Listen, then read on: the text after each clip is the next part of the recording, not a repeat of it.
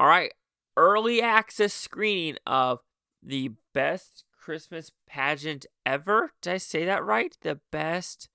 Yes, I did. Heck yes. So anyway, are you invited to this Christmas pageant? Let's find out.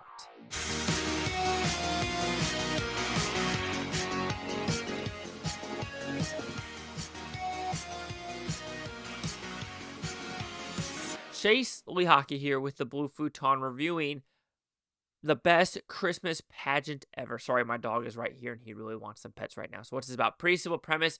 There's a church in a town and they've been doing this pageant at the church for 75 plus years. And now it's been the same thing over and over and over and over again at this church. But now, oh geez, I'm sorry. Your butthole was shown to the camera. I'm so sorry. They saw your butthole. Anyway, but now there's this, kids kind of think of this as Christmas Story, but Christianized, of these kids, the Hermans. And you know what? They're nasty. They steal, they lie, they swear, they do all the nasty stuff. But one of the kids said, well, I don't care if you steal my chocolate because we get free chocolate at church. And they're like, wait a minute, free food at church? Because the parents aren't really in the pictures. So they go, and now they're going to want to be in this pageant because there's this one main girl who, she's trying to keep the family together, but she thinks if she's an actor or actress, she can play something different than what she is right now. And I completely understand that sentiment. And so this is where that story goes to, is will these Herman kids actually behave? And can the town learn to not hate the Hermans? So did I like this show? It was actually well thought out. So this is directed by Jenkins, and he is the creator and does a lot of directing of The Chosen. I haven't watched a single episode of The Chosen, so I couldn't tell you how that is directed. All I could go off is this movie. Like I say, it's directed well, it's acted well, it has a good story, good script, and it's a good messaging. Like I said, this really reminds me of A Christmas Story with a Christian message, because why I say that is there's also a little girl in this movie. There is a voiceover in this movie. There's a lot of things that remind me. It's during the Christmas time. Holy cow, my dog has stuff all over his fur. But yeah, like I said, it's during Christmas time. Has the voiceover. You have the parents. You have kind of the snowball fights. You have the bullies. You have things like that totally remind me of that film. And I think there's nothing wrong with that, because what they're trying to do proves it to the point. Even Judy Greer in the very beginning with the, you have, because this is early access, you got some interviews. She said the script reminded her of some type of Christmas Story script, and she is not wrong. So what I think I like most about this movie, yes, it is a Christian movie about Christmas in the church, but it is not preachy. The reason why some people might call it preachy is because these Herman kids want to know the Christmas story in the Bible, and since they don't know anything about it, they do go more in depth with that, especially with Judy Greer's character or the mother's character, and them going to the library to figure things out on their own of like, oh, am I playing Mary? Who is Mary? Who is Joseph? Who are the three kings? Why are these three kings bringing myrrh, frankincense, and fur? Those are horrible gifts for a baby. And then there's also this little thing for the kids who are like, wait a minute, so there's a baby being born and the people in the inn just throw them in a barn? Why would they do that? That's so mean of them. And you're just thinking, yeah, I mean, that's stuff you got to think about. And you're like, it brings up good questions for what these, I would say, non-Catholic or non-religious people, when they actually read this story for the first time, and they're probably thinking, why is it like this? This doesn't make sense. Why are you being so mean to this kid? Or why are you being mean to this Mother Mary? So it's things like that where you're like, okay, that's an interesting aspect to look at it. And I do think, because I went to France, that's why a lot of my older videos were happening in October. So I went to France for a religious thing at Lourdes. If you didn't know, it's Saint Bernadette seeing the Virgin Mother, and the Immaculate Conception, and how no one believed her, even though she said to a priest, and even though she wasn't quote unquote smart or couldn't learn, had a learning disability, her saying that to a priest is more of a, wait a minute, how did you know this?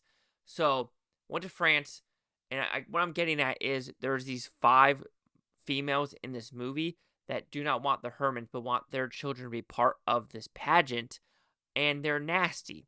And I find that fascinating because some of, I hate to say it, religious people can be some of the meanest, because if they go to church every Sunday, they think they are better. And I'm not saying all of them.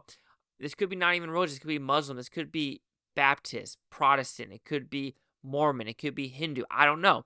But it just feels like people that go to church more, like I said, this is not for everyone, that they think that they're better and they say some snarky stuff that really think they're on a pedestal, and they show it in this movie, but then they realize their mistakes.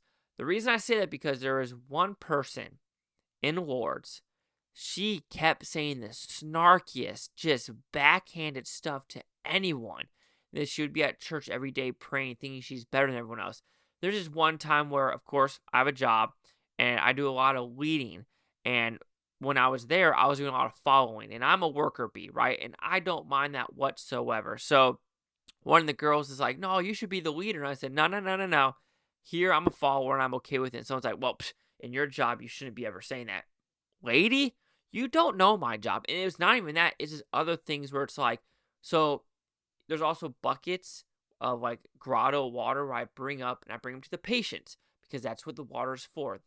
People pay good money to go to wards, to go in the baths, to do the drink, wash your face, and wash your hands motions in the bath with the St. Bernadette water. And if I'm bringing this water for the patients, the water's not for you. If you really want water and you're a volunteer, go down the grotto yourself and get the water. It is not for you. You're a volunteer.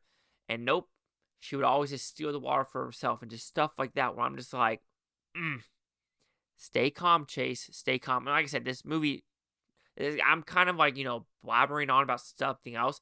But to me, it still correlates with this movie about these 5 ladies who think they're better than them, think they're way above the Hermans. And the whole point of this is, Jesus is supposed to be there for everyone. So why not the Hermans? Even though they've been dealt a horrible card, doesn't mean the church should ignore them. So there's that messaging. Yes, is this a very predictable movie and you know what's going to happen from A to Z? Absolutely. And I don't mind that because this is filmed in such a way where, yes, you can feel the borrowing of a lot of other movies. And that's fine. That's okay.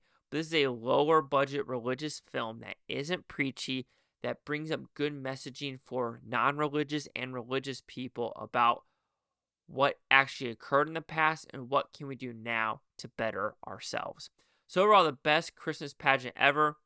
The weirdest title for a book/movie, but I think it does its job, what it's supposed to do, and I highly recommend it, even if you're religious or not, because there's some good jokes and just good scenarios to make one person think.